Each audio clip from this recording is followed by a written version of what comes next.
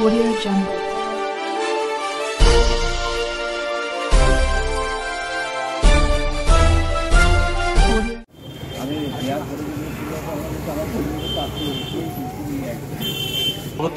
जनाब आइजुद्दीन मंडल महोदय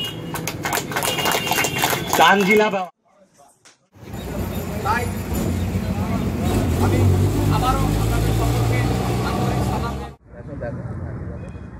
দিদিকে ফোন করেছিলাম, সমস্যার কথা জানিয়েছিলাম। উনি আমার সমস্যার কথা শুনেছেন এবং আমার সমস্যার সমাধান করেছেন, আবার আমাকে খুশি করেছেন।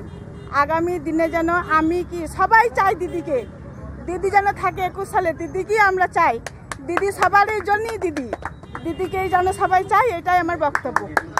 দিদি ধন্যবাদ। তাদেরকে বলবো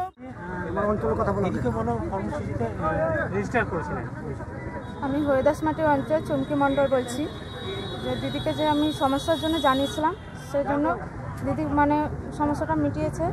আর দিদি এর জন্য না, সব কিছুই মানে সমস্যা মিটেছে তার জন্য না, ওই জন্য আমি আগে মানে খুবই খুশি হয়ে আছি।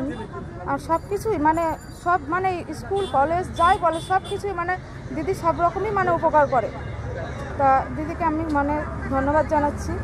আগামী দিনে টেলিফোন করেছিল, তাদের অভাব অভিযোগের কথা যেটা জানিয়েছিলেন, সেই কথার পরিপ্রেক্ষিতে আমাদের কোঅর্ডিনেটর হিসেবে বেলডাঙ্গা বিধানসভার আমার কাছে একটা লিস্ট সিএম দপ্তর থেকে এসেছিল এবং তারই পরিপ্রেক্ষিতে আমরা যেহেতু বেলডাঙ্গা বিধানসভাটা বহরমপুর এবং বেলডাঙ্গা নিয়ে, সেই জন্য আমরা সকালবেলায় বেলডাঙ্গা পাটের আমরা করেছি এবং আমরা আমাদের আইজুদ্দি ভাই আছেন এবং আইজুদ্দি ভাইকে আমি বহরমপুর পাটের আয়োজন করার জন্য বলেছিলাম, সেটা তিনি আজকে এখানে আয়োজন করেছেন, আমরা সেইভাবে এসেছি।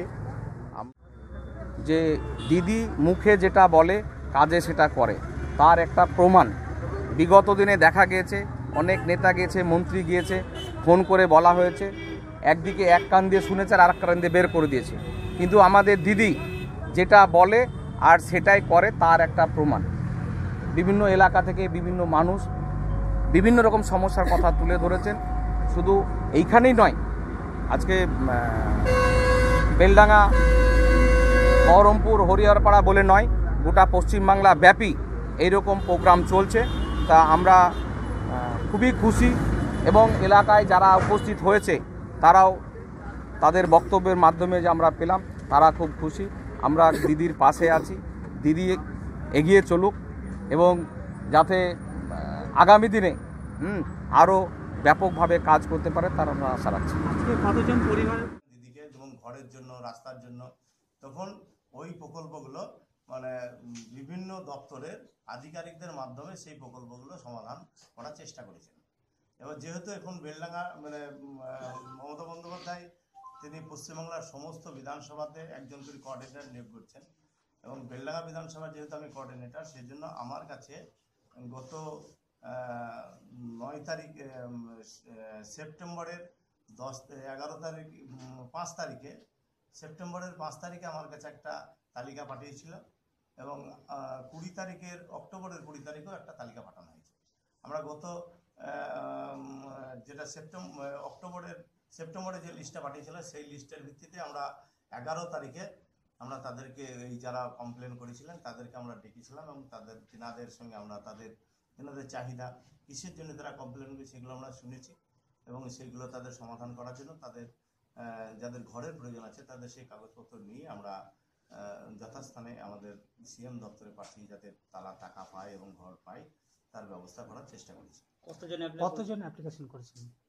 আমাদের কাছে তখন ছিল 22 জন না কতজন ছিল, এর আগে 22 জন এবং এবার আমাদের কমপ্লেন করেছিলেন আমাদের টোটালের ওপর 85 জন।